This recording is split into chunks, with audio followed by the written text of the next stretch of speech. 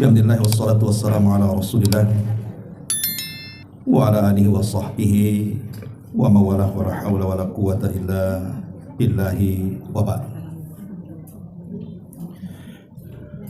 Alhamdulillah, di pagi menjelang siang ini kembali kita bisa duduk di Saung Sunda Sawargi. Tentu saya berhusnudzon kedatangan ibu bapak sekalian dalam rangka bertalabul ilmi.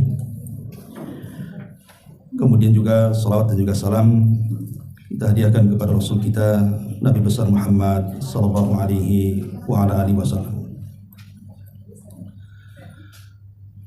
Tema di pagi menjelang siang ini, sebagaimana permintaan, kita akan membahas tentang kematian secara mendadak. Entah apa maksudnya yang minta tema ini, apa ada yang mati. Tapi tema ini juga sangat menarik untuk kita bahas, karena memang akhir-akhir ini kematian mendadak itu begitu banyak. Dan kematian pada hari ini tidak melihat usia. Kalau zaman dulu umumnya orang mati itu biasanya yang sudah tua-tua, tapi hari ini justru kebanyakan anak-anak muda pula yang mati. Karena kita lihat di jalan-jalan raya, hampir setiap hari ada orang kecelakaan, mungkin dia nabrak atau dia ditabrak. Atau terjadinya banyak kejahatan. Mungkin dimasuki rampok yang tidak terpikir akan datang rampok, tahu-tahu bukan hanya mengambil barang, membunuh pula isi rumahnya. Atau mungkin pada tahun-tahun kemarin seperti adanya wabah corona, siapa yang nyangka akan terkena virus? Hampir setiap hari ada orang mati. Lah tentu fenomena kematian mendadak ini juga harus kita sikapi. Apakah orang yang mati mendadak ini sebuah kebaikan, ataukah justru sebuah adab yang Allah datangkan? Baik, ma'asyiral muslimin wal muslimat, ibu-ibu dan juga bapak sekalian yang dimuliakan Allah Subhanahu wa taala. Ayat yang sering kita dengar soal kematian adalah kullu nafsin dha'iqatul maut. Setiap jiwa itu pasti akan mengalami sebuah kematian. Tapi ada hadis dari Aisyah ummul mukminin radhiyallahu anha, di mana Nabi sallallahu alaihi wasallam mengatakan mautul fujati rahatun lil mu'min wa akhdun asfan lil kafir. Kata Nabi SAW, kematian mendadak bagi seorang mukmin itu adalah tanda beristirahatnya dia dari kepenatan dunia. Tapi sebaliknya, kematian mendadak bagi orang kafir, munafik, fajir, maka justru itu awal penyesalan dalam kehidupannya. Berarti di sini ada dua kelompok orang-orang yang mati mendadak itu kan. Kelompok yang pertama diuntungkan dengan kematian yang mendadak itu, dan mereka orang-orang yang beriman. Sebab dengan kematian mendadak dia sendiri tidak susah. Kita lihat orang-orang yang koma, kadang bukan hanya sehari dua hari itu, ada yang berbulan, ada yang bertahun baru kemudian meninggal. Dianya sendiri tersiksa, belum lagi menyiksa orang lain yang merawat dia. Yang tadinya yang merawat sehat, gara-gara merawat dia jadi sakit pula dia. Terkadang merawat mati duluan daripada yang dirawatnya. Dan itu sering terjadi. Artinya kalau seorang mukmin itu Allah pilihkan kematian seperti itu, maka itu sebuah keuntungan bagi dia, karena dia sendiri tidak merasakan sakit yang panjang dan orang lain pun tidak tersiksa dengan dia. Tapi kalau seandainya yang mati mendadak ini orang kafir, ataupun orang munafik, ataupun orang jahat, ataupun orang yang ahli maksiat, maka kematian mendadak itu tentunya penyesalan bagi dia. Kenapa? Karena tidak sempat didahului dengan tobat. Itu masalahnya. Al-Imam Al-Bukhari rahimahullahu ta'ala sampai beliau mengatakan sebuah syair yang sangat bagus sekali. Apa kata beliau? Igtanim fil faraghi fadla ruku'i fa asa an yakuna mautuka baghtah. Kam sahihin ra'aitu min ghairi saqamin dhahabat nafsuhu sahihatu fallattatun. Kata beliau, manfaatkanlah di saat longgar keutamaan ruku dalam sholatmu, kemungkinan kematianmu akan datang secara tiba-tiba. Berapa banyak orang-orang yang sehat yang kau lihat tanpa ada sakit, tiba-tiba jiwanya yang sehat pergi dengan mendadak. Anehnya Imam Bukhari mengatakan seperti ini, lah Imam Bukhari sendiri mati dalam kondisi mendadak. Dia mengucapkan ucapan ini, dia pula meninggal mendadak. Dan tentunya seorang ulama yang kematiannya Allah pilih seperti itu sebuah husnul khatimah. Saya katakan tadi, orang yang sudah persiapan sebelum kematiannya kemudian dia meninggal, berarti ini sebuah keuntungan, karena dia hendak berpindah dari satu tempat menuju tempat yang jauh lebih nikmat yang dia akan rasakan. Tapi sebaliknya orang-orang yang jahat justru dengan kematiannya memindahkan dia dari tempat yang senang di dunia ke tempat yang penuh dengan adab Allah Subhanahu wa taala di dalam kuburannya. Ma'asyiral muslimin wal muslimat rahimani wa rahimakumullah. Ada sebuah hadis dari Anas bin Malik radhiyallahu anhu, di mana Nabi sallallahu alaihi wasallam mengatakan, min iqtirabis saati an yural hilalu qibalan fayuqalu li lailataini an tuttakhadul masajid turuqan wa an yadhhara mautul fujati. Kata Nabi sallallahu alaihi wasallam, di antara dekatnya hari kiamat, hilal ataupun bulan akan terlihat nyata sehingga dikatakan ini tanggal 2. Masjid-masjid akan dijadikan jalan-jalan dan munculnya kematian-kematian mendadak yang sangat banyak. Jadi 14 abad yang silam Nabi SAW sudah mensabdakan kepada kita bahwa nanti di akhir zaman, seolah-olah Rasul ingin mengatakan seperti itu, akan banyak kematian mendadak di mana-mana. Dan zaman itu sudah ada hari ini. Zaman itu sudah ada, karena setiap hari kan kita melihat ada orang kecelakaan, tiba-tiba kemudian datang tsunami, kemudian membunuh banyak orang, datang gempa, datang angin puting beliung, datang musibah macam-macam yang orang itu tidak memprediksi akan kedatangannya. Tahu-tahu datang, rumahnya roboh, mati pula di situ. Nah, ini kan terjadi di depan mata kita, dan harusnya bagi seorang mukmin ketika melihat ada orang yang mati mendadak ini sebuah pelajaran. Jangan-jangan saya seperti itu dan saya tidak persiapan untuk itu. Ma'asyiral muslimin wal muslimat rahimani wa rahimakumullah. Nabi sallallahu alaihi wasallam pernah berdoa seperti ini. Allahumma inni a'udzubika minat taraddi wal hadami wal gharaqi wal hariki wa a'udzubika an yatakhabbatani syaitan indal mauti wa a'udzubika an amuta fi sabilik mudbiran wa a'udzubika an amuta ladigha. Ya Allah, sesungguhnya aku berlindung kepadamu dari terjatuh dari tempat yang tinggi, dari tertimpa bangunan, dari tenggelam, dari terbakar. Aku juga berlindung kepadamu dari campur tangan setan ketika aku meninggal. Aku berlindung kepadamu dari meninggal dalam keadaan lari dari medan perang, dan aku juga berlindung kepadamu dari meninggal karena tersengat hewan beracun. Ketika Nabi SAW berdoa seperti ini, karena memang doa yang dipanjatkan Rasul ini bicara soal kematian mendadak. Orang lagi kerja bangunan nih, tiba-tiba jatuh, kan nggak terpikir dia akan mati hari itu, atau mati kan itu. Orang-orang yang kebakaran rumahnya, dia tidak terpikir bahwa rumahnya akan kebakaran, tahu-tahu kebakaran. Rumah sebelah kebakaran, merembet pula ke rumah dia, mati pula dia terbakar di situ. Atau seorang nelayan yang mencari nafkah di lautan, dia tidak menyangka akan tenggelam gitu, tahu-tahu kapalnya tengguling ombak, dia pun pula tenggelam di situ, mati pula mendadak. Jadi Nabi SAW berlindung dari perkara ini. Jangan sampai, maksudnya memang tidak ada doa khusus bahwa kita ini meminta agar tidak diwafatkan mendadak, tapi secara isyarat dari Nabi SAW, jangan sampai kita ini diberikan kematian seperti itu. Walaupun tadi saya katakan di mukaddimah, kematian seorang mukmin yang Allah pilihkan dengan cara mendadak itu adalah sebuah istirahat bagi dia. Baik. Lalu apa yang harus kita lakukan dengan fenomena seperti ini? Persiapan apa yang harus kita lakukan dengan banyaknya kematian mendadak di hadapan kita ini? Ma'asyiral muslimin yang dimuliakan Allah Subhanahu wa taala, ada 15 poin yang ingin saya sampaikan. Yang pertama, poin pertama, kematian bisa datang kapan saja. Bahwa kematian itu bisa datang kapan saja. Dan kematian itu juga datangnya tanpa pemberitahuan. Artinya kematian itu kan rahasia Allah. Kenapa Allah rahasiakan coba? Kenapa Allah nggak kasih tahu saja? Apakah ada orang-orang yang saat mati diberitahu? Ada. Mereka para nabi. Memang para nabi itu kalau seandainya malaikat maut datang hendak mencabut nyawa mereka, maka mereka akan diberikan pilihan. Apakah mau tetap hidup ataukah mau meninggal dan menyusul kepada teman-temannya di surga.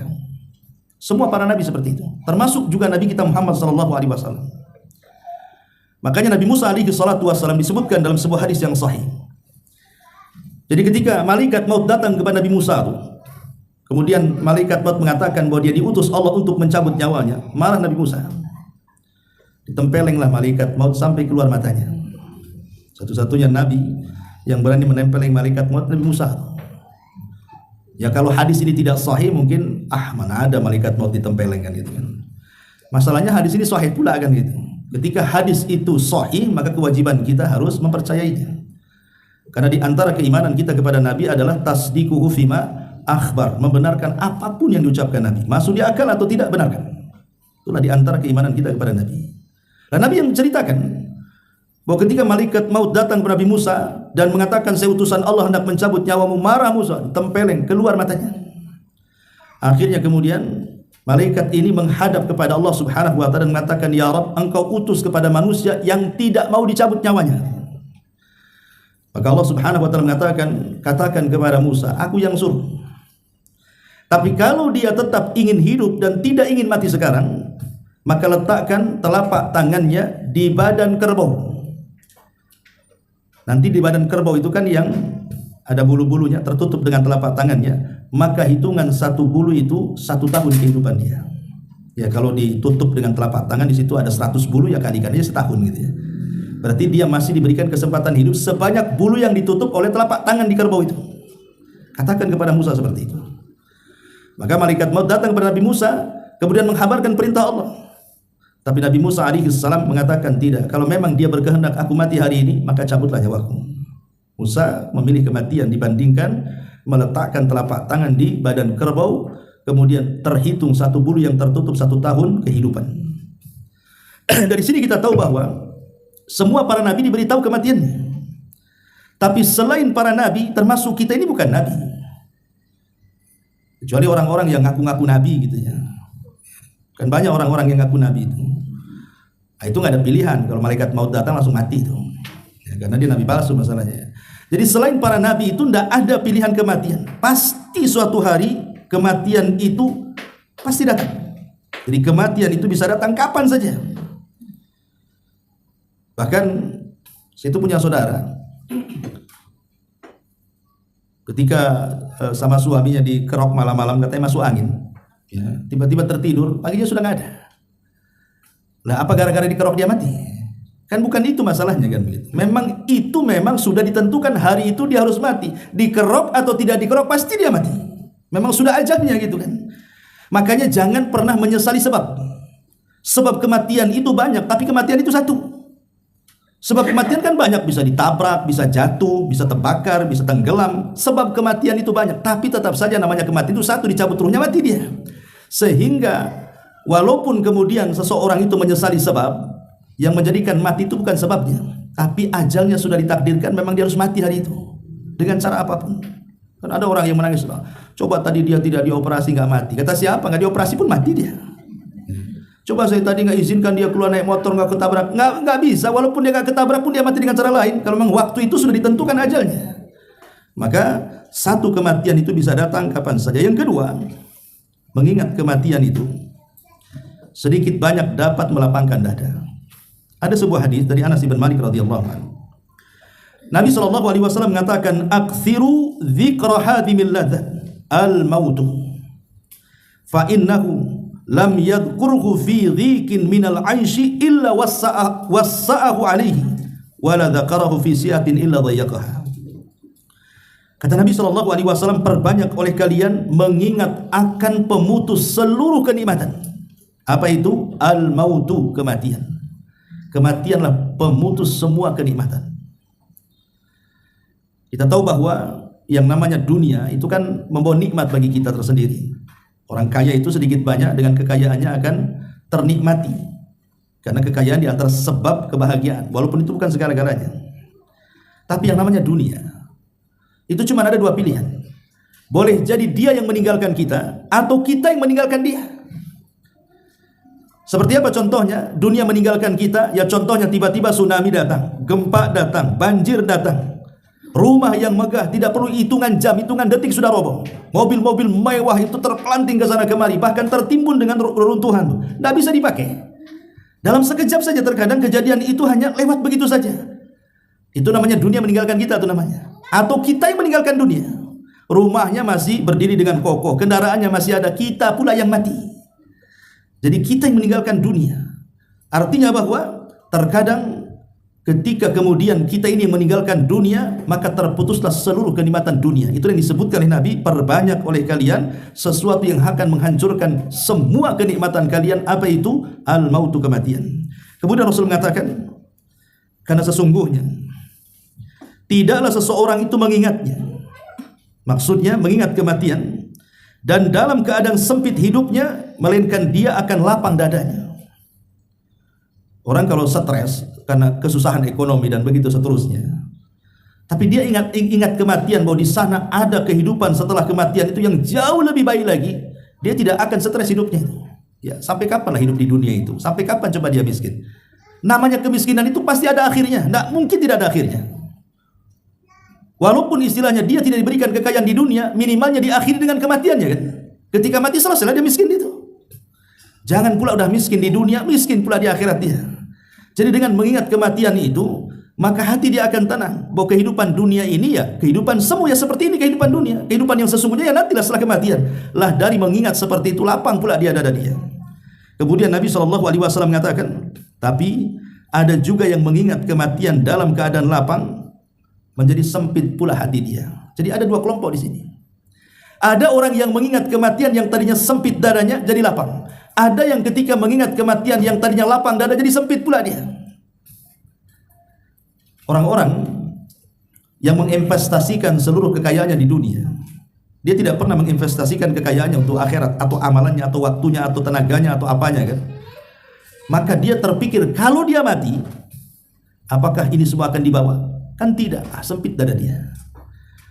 Tapi kalau seandainya dia betul-betul menginvestasikan tenaganya, waktunya, amalnya, hartanya untuk akhirat, sekalipun di dunia dia sempit karena kesusahan dan kefakirannya, tapi karena dia sudah ada persiapan di akhirat, kalau ingat mati itu jadi lapang jadinya.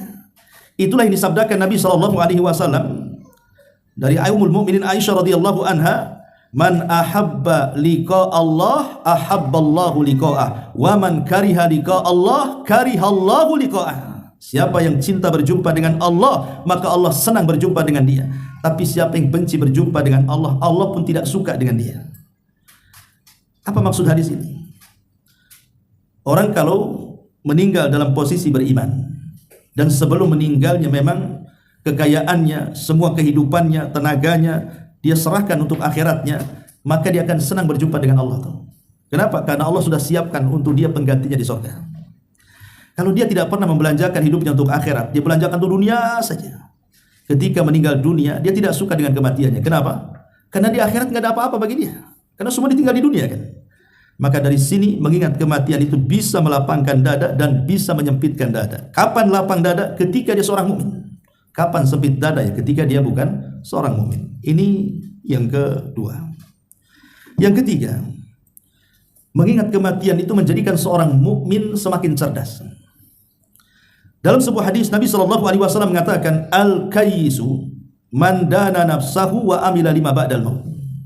Orang cerdas itu kata Rasul adalah orang yang ketika mengaca introspeksi diri, apakah sudah banyak amalnya, atau hari ini lebih baik, atau hari ini apa yang sudah saya lakukan, hari ini ibadah apa yang sudah saya kerjakan. Dia terus introspeksi. Kemudian yang kedua kata Rasul, al-kayyis itu mandana nafsah wa amila lima ba'dal maut, dan dia akan banyak beramal untuk bekal setelah kematiannya. Itulah orang cerdas. Kenapa dikatakan cerdas? Karena dia cerdas bahwa kehidupan ini bukan hanya di dunia saja. Ada kehidupan setelah kematian. Makanya dia cerdas karena kehidupan ini akan panjang. Setelah kematian itu kan safarnya akan lama tuh. Bayangkan orang masuk kubur. Di situ ada peristiwa-peristiwa macam-macam kan di kubur itu, mulai dari himpitan kuburan, fitnah kubur, nikmat kubur, azab kubur, macam-macam tuh. Belum lagi nanti menghadapi kiamat besar. Nanti di padang mahsyar dengan berbagai macam peristiwanya kan, dari hisabnya, dari mizannya, dari suhufnya, macam-macam sampai ke titiannya, sampai ke kontorohnya, sampai ke depan surganya. Itu kan perjalanan panjang itu. Kalau orang yang cerdas, setelah kematian itu akan mengalami perjalanan panjang, pasti dia akan mempersiapkan bekalnya tuh. Sama lah kita juga di dunia, kalau safar kan pasti bawa bekal, nah mungkin enggak bawa bekal kan. Jangankan safar jauh-jauh ke Barelang saja bawa bekal. Ya, ke Barelang lo bawa bekal. Kadang-kadang bekalnya lebih banyak daripada ke Bandung pula. Kadang-kadang kan itu yang dekat perjalanan saja kita harus bekal. Ini perjalanan sepanjang itu masa nggak ada bekalnya? Dan itu tidak akan pernah kembali. Nah makanya di sini pentingnya seseorang itu cerdas ketika mengingat kematian. Kemudian yang keempat, kematian bagi seorang mukmin itu sebuah peristirahatan. Inilah yang saya katakan, bahwa mautul fuj'ati rahatun lil mu'min wa akhdatun asafatal kafirin. Kematian mendadak adalah istirahat bagi seorang mukmin dan penyesalan bagi orang kafir. Di zaman Rasul ada jenazah yang lewat. Kemudian Nabi SAW mengatakan mustari wa mustarahu minhu. Mustari wa mustarahu minhu. Kata Nabi SAW, ada orang-orang yang beristirahat saat kematiannya. Ada orang-orang yang orang lain beristirahat karena kematiannya. Jadi ada orang-orang yang beristirahat karena kematiannya. Ada orang-orang yang beristirahat karena kematian orang lain. Sahabat bertanya, apa mustari dan apa mustarah? Maka Rasul mengatakan, adapun mustari, itulah kematian seorang mukmin. Bagi dia istirahat dari kepenatan dunia. Dunia ini kan penat ikhwan, mesti ada masalah saja, kayaknya nggak berhenti. Setelah selesai masalah ini datang pula masalah yang lain. Selesai masalah ini datang pula masalah yang lain. Terkadang masalah datang ada sebab, itu ada masalah aja. Itulah dunia. Makanya dunia itu tidak lepas daripada senang, susah, tertawa, sedih, sempit, lapang. Itulah dunia. Ya. Tapi dengan kematian seorang mukmin itu tidak ada semuanya. Karena dia akan beralih kepada nikmat kuburan. Dan nikmat kubur lebih nikmat dibandingkan semua nikmat di dunia. Tapi kalau mustarah minhu, maka Rasul mengatakan bukan dia yang beristirahat, orang lain yang beristirahat. Syukurlah dia mati. Alhamdulillah dia mati. Kenapa dari kemarin aja nggak mati? Karena ada orang yang karena kejahatannya jadi jengkel orang kan. Dari kemarin saya doakan tak mati-mati, sekarang sudah mati. Alhamdulillah. Nah, karena ada orang yang kematiannya itu membuat orang senang. Ya karena kejahatan dia, sehingga semua mendoakan dia lebih baik mati daripada hidup. Dengan kematiannya bukan dia yang senang, orang lain yang senang. Nah, ini yang bahaya nih. Kalau sampai kematian kita membuat orang senang, itu disebut mustarahu minhu namanya. Dan itu tanda orang jahat. Karena orang mati itu kan ada yang kematiannya dipuji manusia, ada yang kematiannya dicaci maki manusia. Karena di zaman Rasul pun pernah terjadi kan, ada jenazah yang lewat nih, semua manusia memuji dia karena kebaikannya. Kalau dia orang baik gitu ya, kemudian meninggal, apalagi meninggalnya masih muda, kan rata-rata kan di masyarakat umumnya seperti itu. Memanglah orang baik itu biasanya cepat mati. Orang jahat itu udah tua bangka nggak mati-mati katanya. Ada istilah di masyarakat kan seperti itu.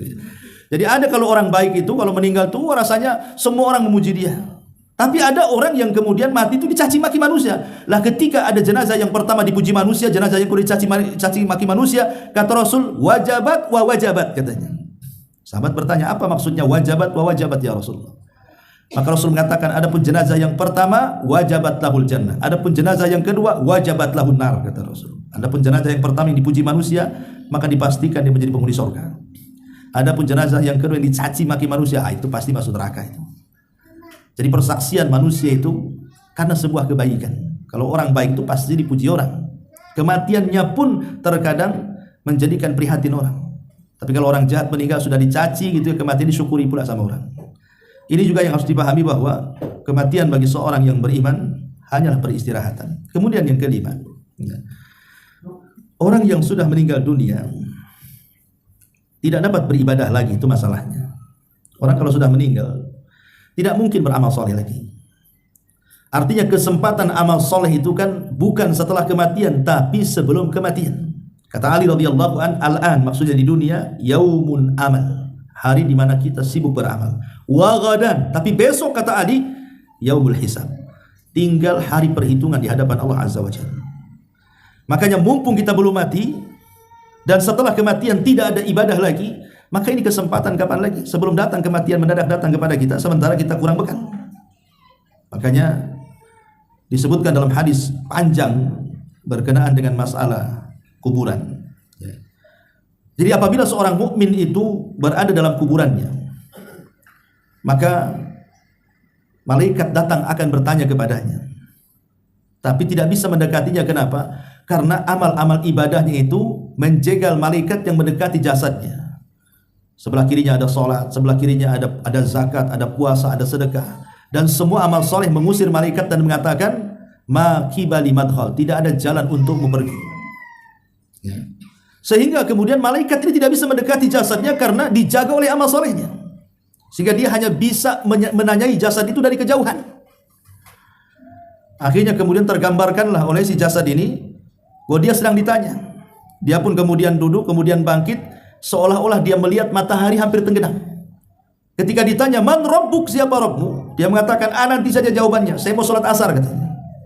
Padahal dalam kubur tidak ada sholat kan. Tapi begitulah orang baik gitu ya. Wa man nabiyuk, siapa nabimu? Nanti dulu, saya belum sholat, katanya. Ketika ditanya, apa agamamu? Nanti, saya belum sholat. Kata malaikat ini, ya nanti kau akan sholat, tapi jawab dulu. Wah gitu kan. Akhirnya dia dengan cepat menjawab, oh itulah Allah Tuhanku, Muhammad Nabiku, Islam agamaku. Dengan cepat dia menjawab. Ketika dia selesai menjawab, Allah berfirman dari atas, ang sadaqa abdi, hambaku telah benar, bukakan pintu sorga, masukkan kenikmatannya ke dalam kuburannya. Ini orang mukmin ini di kuburannya masih sempat-sempat mau sholat dia. Bayangkan ya. Makanya Nabi SAW pernah lewat di sebuah kuburan dan mengatakan, kalau kalian tahu apa yang terjadi dalam kubur, 2 rakaat yang mereka lakukan dan 2 rakaat sunnah itu lebih baik daripada dunia dan isinya. Kalau mereka bisa melakukannya dalam kubur, tapi kan tidak bisa. Dan percuma juga, jangan lagi cerita dalam kubur, nyawa di tenggorokan saja, ibadah seseorang percuma karena taubatnya pun ditolak. Kata Nabi SAW, innallaha yaqbalu taubata abdin ma lam yughargir.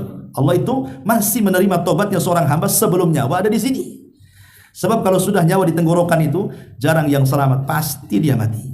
Dari sini Allah mengatakan, hatta idza balagatit taraqi wa qila man raq. Ketika nyawa sudah di tenggorokan, siapa yang bisa meruqyah dia mengembalikan ruhnya ke dalam jasadnya? Tidak bisa, pasti mati. Ya, ini yang kelima. Yang keenam, hanya amal saleh yang akan dibawa kepada kematian. Terkadang manusia tidak berpikir bahwa dunia itu akan meninggalkan dia atau kita yang meninggalkan dunia. Tapi tidak dengan amal saleh. Amal saleh itu akan menyertai kita sampai ke liang lahat. Makanya kalau seorang itu meninggal, ikhwan, pasti akan meninggalkan 2 perkara. Pertama keluarganya, yang kedua hartanya. Dua-duanya tidak akan dibawa. Lalu apa yang dibawa? Yang dibawa ya amalan soleh yang melekat di badannya, itulah yang dibawa. Adapun hartanya, dengan sebab kematiannya saja, belum lagi dia dikubur, itu sudah berpindah tangan kepada ahli warisnya. Ahli waris itu meninggal, ketika melihat meninggal, yang punya harta itu menangis sehari saja. Sehari aja dia nangis, kayaknya kehilangan. Nanti 2 hari udah sibuk tuh cari sertifikat rumah. Ya, sibuk di mana diletak, di mana notarisnya, di mana. Udah sibuk dengan warisannya kan. Itu kalau cerita harta. Semata-mata ruh kita keluar sudah berpindah tangan. Okelah kita cerita keluarga. Keluarga sampai kapan dan sampai mana menemani kita kan? Paling sampai kuburan saja. Kalau sudah sampai kuburan, kemudian mereka ikut kuburkan, selesai kemudian mayat diletakkan, mereka pun pulang. Dan orang yang ada di kuburan masih sempatlah mendengar suara terompahnya itu. Keluarga yang meninggalkan masih dengar dia sampai keluar kuburan. Kalau sudah tidak terdengar suara terompah, siapa yang ditunggu dia? Mungkar nakir lagi sudah. Dari sini kata Nabi SAW bahwa seorang yang meninggal itu akan diikuti oleh 3 perkara. Hartanya, keluarganya, amalannya. Yang 2 pulang, yang 1 masuk kuburan. Maksudnya yang 2 pulang itu harta dan keluarganya. Yang masuk itu hanya amalannya. Idza mata ibnu Adam in qata amaluhu illa min 3, sadaqatin jariyah aw ilmin yuntafa'u bihi aw waladin salihin yad'ulahu. Apabila anak Adam meninggal dunia, tidak ada yang bermanfaat bagi dia kecuali ilmu yang bermanfaat, sedekah yang mengalir, atau anak yang soleh yang mendoakan orang tuanya. Ini yang ke-6. Yang ke-7, husnudzan billahi indal mauti. Berusaha berhusnudzan kepada Allah meskipun dalam kondisi sakaratul maut. Dalam kondisi apapun, sedang sakit parah, apalagi mendekati ajalnya, jangan sekali-kali husnudzan. Suudzon, berburuk sangka kepada Allah, tapi tanamkan husnudzon, berbaik sangka dengan Allah. Kenapa? Karena dalam posisi seperti itu setan lebih dekat dibandingkan malaikat. Karena setan itu tidak ridho kalau ada anak Adam meninggal husnul khotimah. Jadi saat detik-detik sakaratul maut itu setan itu banyak di sekitar dia. Salah satunya memberikan was-was apa? Berburuk sangka dengan Allah. Makanya sangat dianjurkan dan disunahkan kita yang masih hidup, yang masih sehat, yang menziarahi orang yang sedang sakaratul maut atau sedang sakit parah, jangan coba-coba menceritakan perbuatan buruk dia diperdengarkan kepada dia. Jangan. Ya. Mari kita nih ada orang sakit, kawan kita, sakitnya parah. Kemudian kita berkunjung, menjenguk dia. Jangan cerita keburukannya, ceritakan kebaikannya. Ya cepat sembuhlah biar kita bisa sholat lagi, ya bisa ngaji lagi. Saya kenal kamu ini orang baik, walaupun dia orang jahat sebenarnya. Nggak apa-apa, hibur dia, jangan sentuh kejelekannya. Jangan kita katakan cepatlah sembuh biar kita mabok lagi, biar kita judi lagi. Ini makin mempercepat kematian dia tuh, makin sesak dadanya. Kenapa? Yang ingat dia tuh neraka akhirnya kan, makin cepat matinya. Jadi jangan sampai seperti orang-orang yang kemudian membuat orang itu putus asa. Karena kalau kita ceritakan keburukannya jadi putus asa dia, dan putus asa itulah yang menghalangi tobat saat kematiannya. Minimalnya kalau kita menceritakan kebaikan, tertanam husnudzon, berbaik sangka dengan Allah. Oh iyalah, kalau saya dengar nih kawan-kawan cerita, rupanya saya masih ada kebaikannya. Dalam hati itu dia akan mengatakan seperti itu, walaupun dia tidak bisa ngomong, tapi kan telinga mendengar. Ya, apa yang kita ucapkan, oh dalam hati itu saya masih punyalah amal soleh. Ya mudah-mudahan dengan amal soleh ini Allah masukkan saya ke surga. Padahal dosanya satu gunung. Ya, sebab ketika posisi seperti itu, dia akan mengingat apa yang diucapkan saja orang-orang sekitarnya. Sehingga itulah yang boleh jadi amal soleh yang terakhir yang ia bawa dalam bentuk husnudzon, berbaik sangka dengan Allah Azza wa Jalla. Ini yang ke-7, yang ke-8. Ya. Berusaha untuk memberikan wasiat. Wasiat kalau kita sedang sakit parah-parahnya lah kan itu. Kan pasti kita ini ada firasat biasanya. Maka kalau kita sakit parah, seperti contoh lah Abdurrahman ibn Auf. Abdurrahman ibn Auf itu kan pernah sakit parah dan hampir meninggal dunia. Ketika itu dia belum punya anak banyak, masih satu anaknya perempuan. Jadi saat sakit-sakit parahnya, Nabi SAW menjenguk Abdurrahman ibn Auf radhiyallahu anhu. Abdurrahman ibn Auf pun kaya raya orangnya, orang paling kaya di kota Madinah. Abdurrahman ibn Auf itu. Dia mengatakan, ya Rasulullah, aku tidak punya anak kecuali satu, anak perempuan. Sehingga aku ingin menyedekahkan seluruh hartaku di jalan Allah. Kata Rasul, jangan. Kemudian Abdurrahman mengatakan, bagaimana kalau separuh? Jangan, kata Rasul. Kemudian bagaimana kalau sepertiga? Ya sudah, sepertiga itu sudah banyak. Ya, tapi rupanya Abdurrahman bin Auf setelah wasiat seperti itu tak mati-mati sembuh pula dia. Akhirnya anaknya banyak kan itu ya. Tapi kadang kan ada orang yang disangka mau mati, tapi rupanya nggak jadi gitu ya. Hidup. Saya pernah juga dulu waktu di pulau itu, ada orang dihabarkan mau meninggal orang itu. Wah, keluarganya nangis-nangis. Sampai anaknya itu guling-guling tuh. Guling-guling di lantai. Ya. Sangka mati bapaknya. Jadi sampai kemudian dipegangi orang banyak, dimasukkan ke kamar gitu. Rupanya tak jadi mati orangnya. Nah, kan kadang-kadang disangka mati atau tak mati kan itu. Artinya ada kejadian-kejadian seperti itu. Lah kalau kita ini sudah merasakan dekat-dekat ajal, kita itu berwasiat, dan tidak ada wasiat yang paling agung melebihi wasiat takwa. Ya harta juga perlu berwasiat harta itu, tapi lebih daripada itu wasiat agama. Makanya lihat wasiat-wasiat Luqmanul Hakim dalam Quran, wasiat-wasiatnya Nabi Yakub, Nabi Ayub, Nabi Ibrahim, itu kan disebutkan dalam Quran itu. Wa wassa biha Ibrahim baniya wa Yaqub gitu ya. Ma ta'buduna min ba'di qalu na'budu ilahaka wa ilaha abaika Ibrahim, sampai akhir ayat. Itu menunjukkan wasiat-wasiat teragung adalah wasiat takwa. Jadi kalau kita ini ingin berwasiat, wasiatlah dengan ketakwaan. Dahulu Umar bin Abdul Aziz saat detik wafatnya, ada seseorang bertanya kepada Umar bin Abdul Aziz dan mengatakan, ya Amirul Mukminin, berwasiatlah untuk anak-anakmu, anak kamu masih kecil, biar hartanya itu terbagi kepada mereka. Tapi Umar bin Abdul Aziz mengatakan, tidak, aku tidak akan berwasiat soal harta. Lah kenapa, anak-anak masih kecil katanya. Kata Umar bin Abdul Aziz, aku hanya ingin mewasiati mereka dengan takwa. Kemudian dia berikan alasan, kalau aku berwasiat dengan harta dan tidak berwasiat dengan takwa, kemudian harta ini dipergunakan untuk maksiat oleh anak-anakku, itu sama saja aku menolong mereka di atas kemaksiatan dengan harta warisanku. Tapi kalau aku berwasiat kepada mereka dengan takwa, maka Walaupun mereka tidak punya harta, pasti dengan takwa itu akan mendatangkan harta kepada mereka. Kemudian dia membacakan ayat, "Wa man yattaqillaha yaj'al lahu makhraja wa yarzuqhu min haitsu la yahtasib." Siapa yang bertakwa kepada Allah, pasti Allah akan carikan jalan keluarnya dan Allah berikan rizki dari arah yang tidak disangka-sangka. Jadi wasiat yang terbaik adalah wasiat takwa. Ya, umpamanya kalau memang nggak bisa dengan lisan, kan bisa dengan tulisan. Minta pena tulisnya. Karena wasiat ini terkadang lebih merubah keturunan dibandingkan nasihat. Ada orang yang sewaktu orang tuanya masih hidup, wah jahatnya, naudzubillah. Tapi ketika orang tuanya sudah meninggal, tetapi meninggalkan wasiat minta anak-anaknya supaya baik, itu kadang-kadang anak jadi baik itu. Karena wasiat orang tua, saya nggak boleh gini, nggak boleh gini, kan itu. Kan kadang-kadang seperti itu, wasiat bisa merubah orang tuh. Karena ada istilah kalau nggak dilaksanakan nanti kualat gitu. Makanya ada anak-anak itu yang berubah gara-gara wasiat. Nah, kenapa kemudian wasiat itu penting menjelang kematian? Ini yang ke 9, yang ke 8, yang ke 9. Selalu melakukan amal ibadah, istiqomah dalam melakukan ibadah sebelum kematian menjemput kita. Istiqomah dalam ibadah. Begini ya. Allah Subhanahu wa taala berfirman, "Fa amma man a'ta wattaqa wa saddaqa bil husna fasanuyassiruhu lil yusra wa amma man bakhila wastaghna wa kadzdzaba bil husna fasanuyassiruhu lil usra." Di sini ada dua kata. Yang pertama fasanuyassiruhu lil yusra, dan yang kedua fasanuyassiruhu lil usra. Kami akan mudahkan jalan dia yang sudah mudah. Kami akan sulitkan jalan dia yang sudah sulit. Apa makna dua ayat ini? Para ulama tafsir ketika memberikan catatan kepada dua ayat ini, mereka mengatakan begini. Sebuah amal soleh itu pasti akan melahirkan amal soleh yang lainnya. Sebuah kebaikan itu pasti ada turunannya. Sebagaimana dosa juga pasti ada turunannya.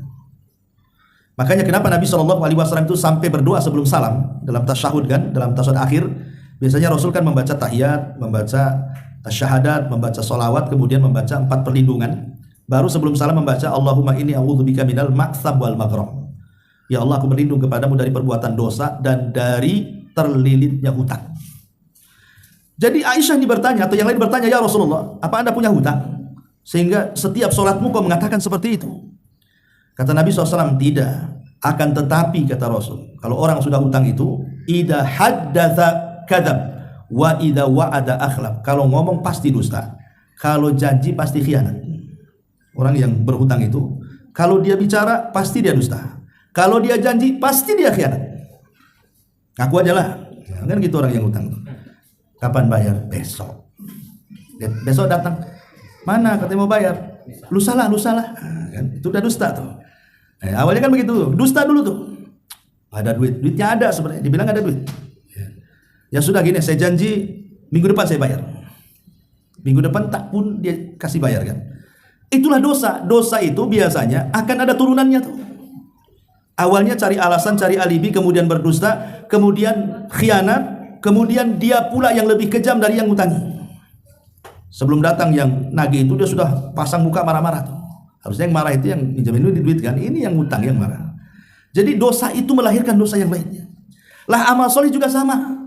Amal soleh itu melahirkan yang lainnya. Orang kalau sudah terbiasa dengan puasa, anggaplah puasa 3 hari dalam sebulan. Udah terbiasa itu ayamul bid 13, 14, 15. Begitu udah bertahun-tahun. Kalau dia kemudian menambah puasa jadi Senin Kemis, akan bisa. Kenapa? Terbiasa lapar. Dia bisa menambah dengan Senin Kemisnya. Kalau dia sudah terbiasa dengan Senin Kemis, kemudian ingin membiasakan puasa Daud, pasti dia bisa. Kenapa? Karena sudah terbiasa lapar 3 hari dalam sebulan, tambah lagi Senin Kemis tiap pekannya. Kalau melakukan puasa Daud, pasti dia bisa. Ya. Dan dustakan orang yang mengatakan, saya sekarang puasa Daud, Senin Kemis saja enggak kan itu. Puasa yang lebih enggak, tahu-tahu puasa Daud pula kan gitu. Itu dipertanyakan itu. Karena yang ringan-ringan saja dia nggak pernah mengerjakannya. Sama dengan orang yang biasa duha, sholat duha ya. Kemudian dia jaga sholat qobliyah, ba'diyah atau rawatib atau nafilah di siang hari. Kalau dia ingin melakukan sholat malam itu mungkin bagi dia. Kenapa? Karena dia bisa dan terbiasa melaksanakan sunnah di siang hari.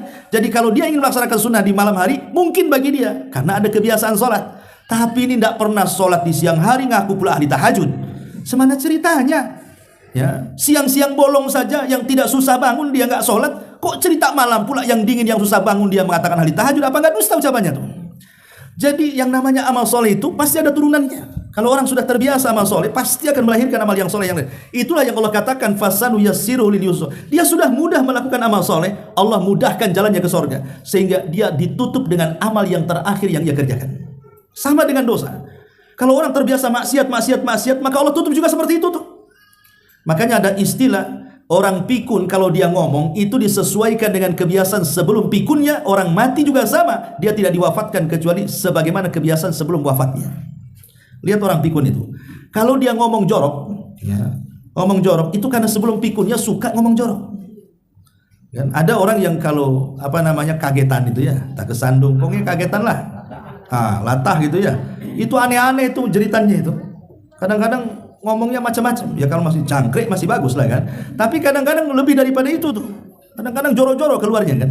Itu kalau pikun itu yang diulang-ulang nanti itu.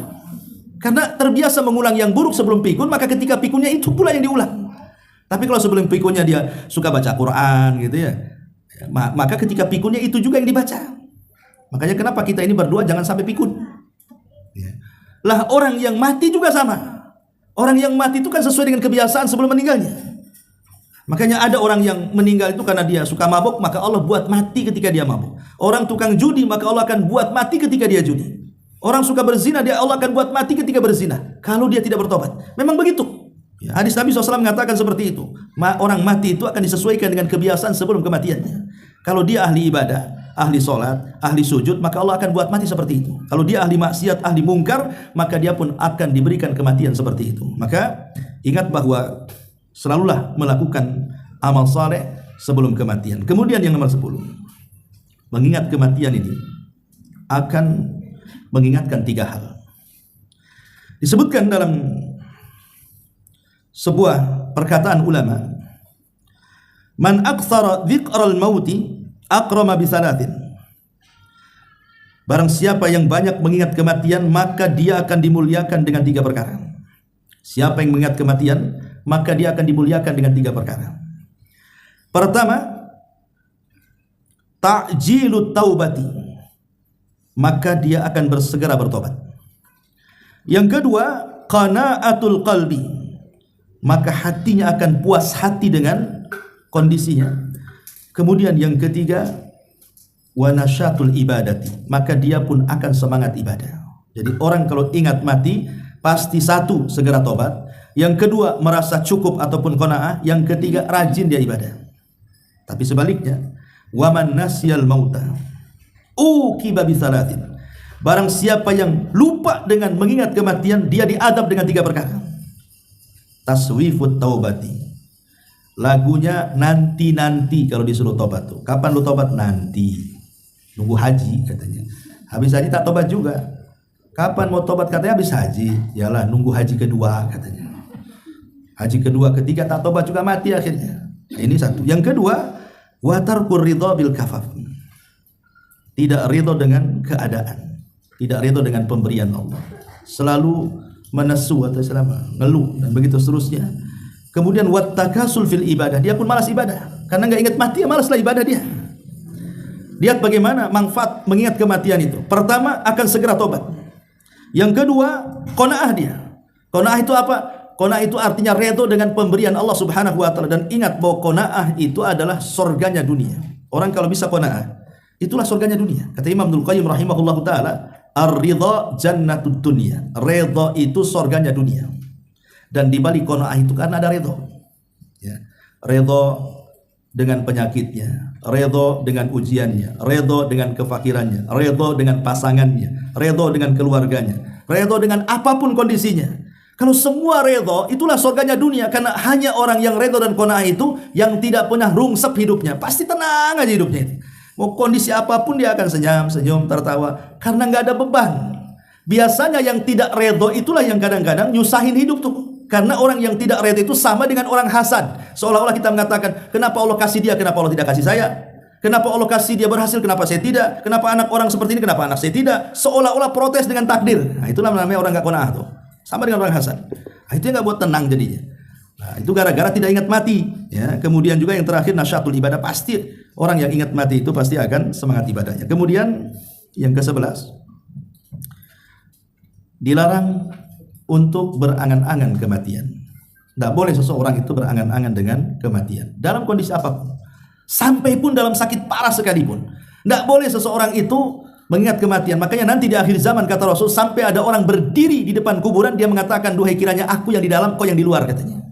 Nanti di akhir zaman ada yang mengatakan seperti itu. Karena apa? Sudah penat dengan kehidupan dunia, akhirnya ingin mati daripada hidup. Dan di zamannya sudah sekarang kita lihat kan, subhanallah, coba. Terakhir ada orang yang kena kasus pinjol, itu kan banyak tuh, mengakhiri dirinya, mengakhiri nyawanya gara-gara pinjol kan.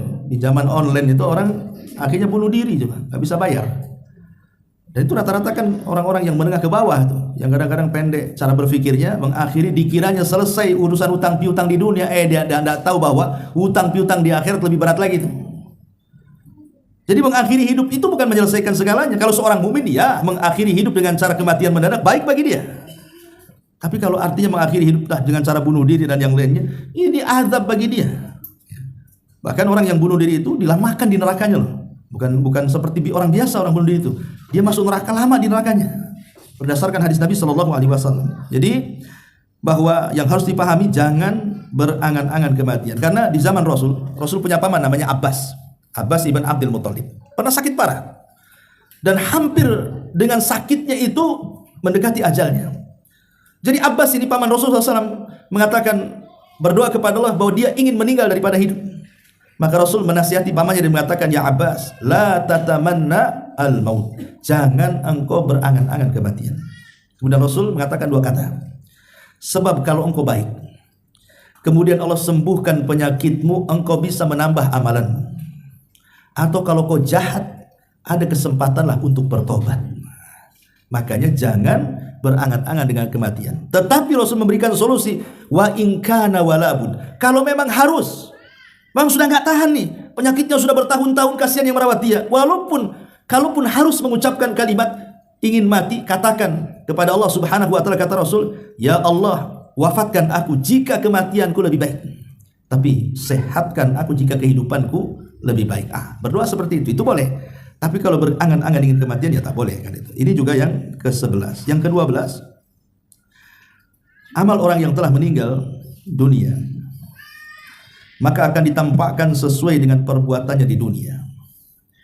Amal orang yang telah meninggal ditampakkan perbuatannya. Jadi ketika Allah Subhanahu wa taala berfirman, "Fakashafna anka ghita'akal yaum." Maka pada hari kami singkap penutup kegaiban pada dirimu.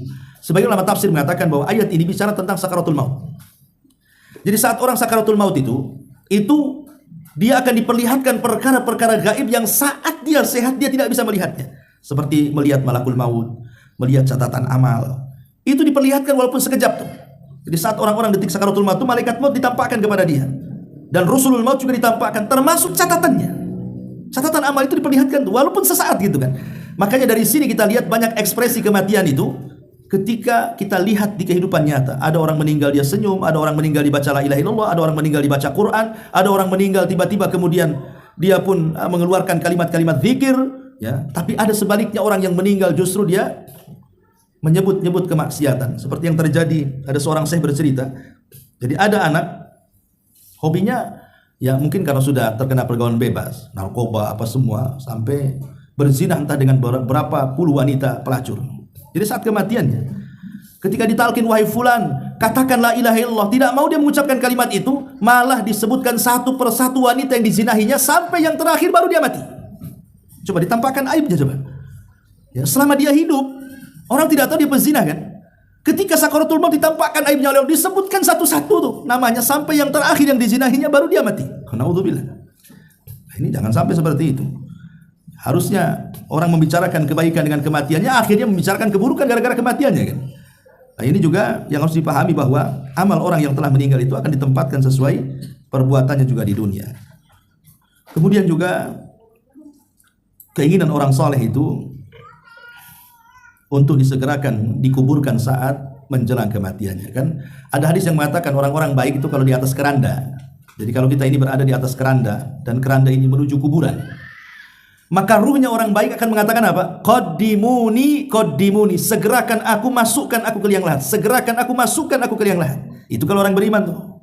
Tapi kalau orang jahat mengatakan apa?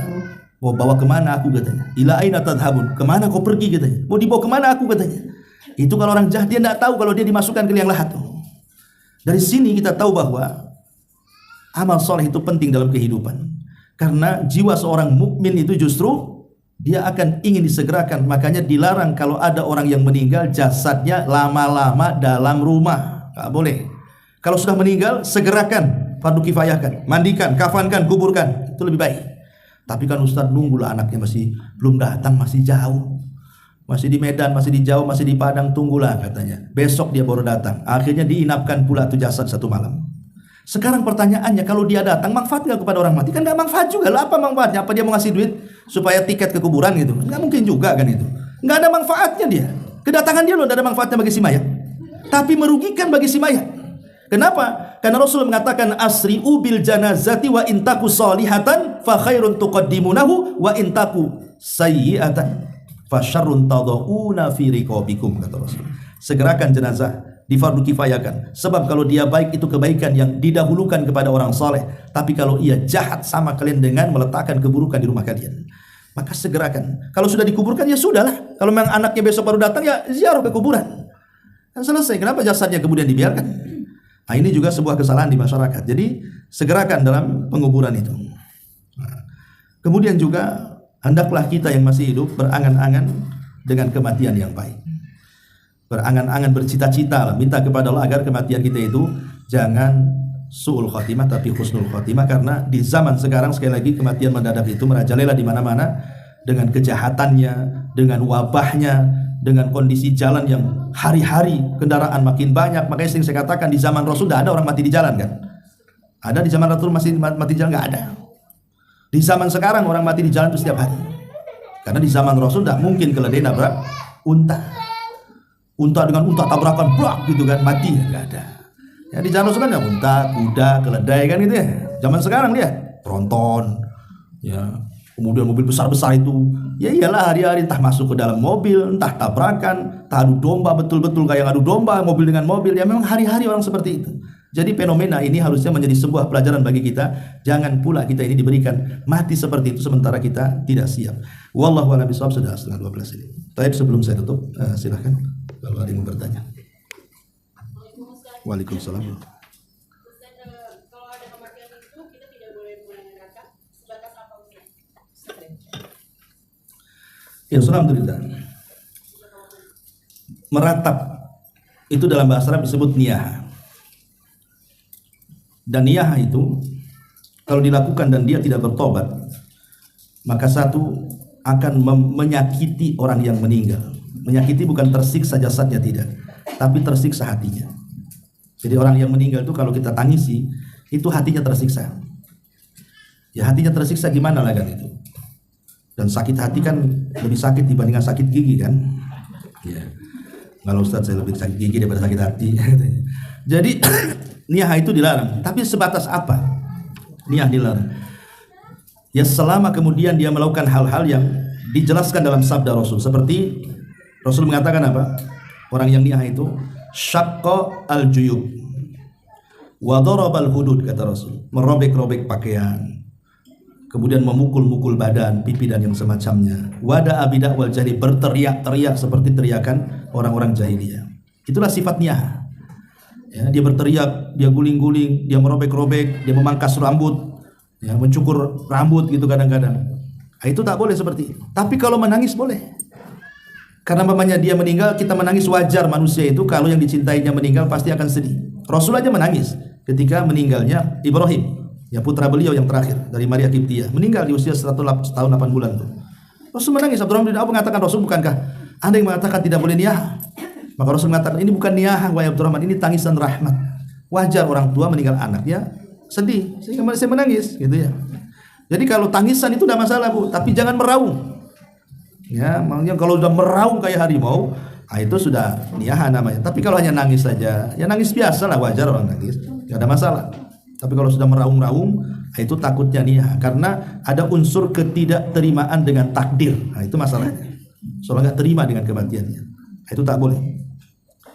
Taib. Kemudian di sini bagaimana agar iman kita tetap stabil saat kita sedang futur? Iya, Rasul mengatakan setiap kesemangatan likulli sarratin fatrah. Walikulli fatratin surra. Setiap kesemangatan itu di baliknya pasti ada kefuturan. Sebagaimana di balik kefuturan itu pasti satu ketika ada kesemangatan. Manusia itu kan ada dua kondisi, kadang-kadang semangat, kadang-kadang futur. Tapi lihat solusinya kata Rasul, wa man kanat fatratuhu ala sunnah faqad ihtada. Kalau futurnya di atas sunnah, maka dia akan dapat petunjuk.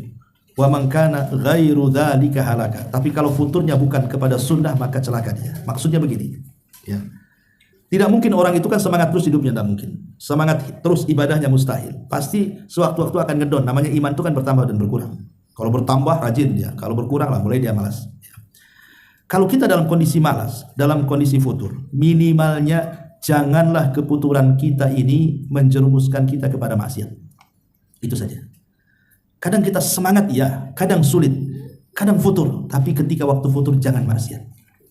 Maka kita dapat hidayah. Karena biasanya maksiat itu datang ketika futur. Ya, kalau kita habiskan futur kita, malah kemudian dilampiaskan kepada maksiat, hancur kita. Makin futur lagi jadinya. Ya, jadi itu saja nasihat saja. Bagaimana caranya menjaga iman ketika sedang futur? Ya minimalnya jauhi maksiat. Wallahu a'lam. Baik, sampai di sini. Kalau sudah ada yang bertanya, kita. Ya. Kalau seandainya ada titipan, ada orangnya ulang Titipan apa? Saya kira tip uang. ada. Jelas tuh. Dia ulang tahun, tapi kita tidak mengucapkan, kita mendoakan semoga umurnya diberi dan lain-lain. Itu boleh nggak atas tamu juga kita mengucapkan ulang tahun? Gimana ulangi? Kan orang ini kan ulang tahun. Ulang tahun. Ulang tahun apa? Hari ini misalnya. Enggak, ulang tahun apa? Ya hari lahir dia. Oh, hari lahir dia ya. Terus kita mendoakan semoga umurnya diberi ya keberkahan lain dan tapi tidak mengucapkan ulang tahun sama ulang tahunnya. Kalau mendoakannya di waktu dia sedang ulang tahun, artinya momennya mendukung ulang tahunnya. Ya.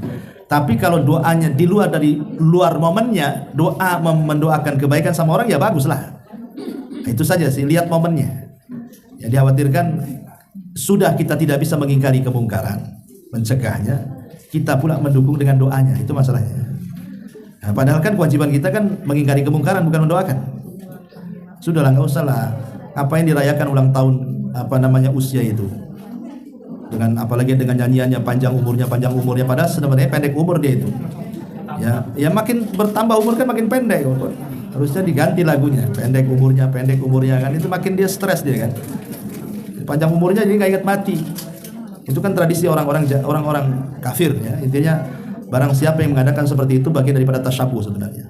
Ulama ketika bicara masalah ulang tahun kelahiran itu, mereka pasti akan benar dengan masalah dalil-dalil soal larangan tasyabuh. Karena itu berasal bukan dari orang Islam, ya itu berasal dari orang kafir. Wallahu a'lam. Subhanakallahumma bihamdika asyhadu an la ilaha illa anta astaghfiruka wa atubu ilaik.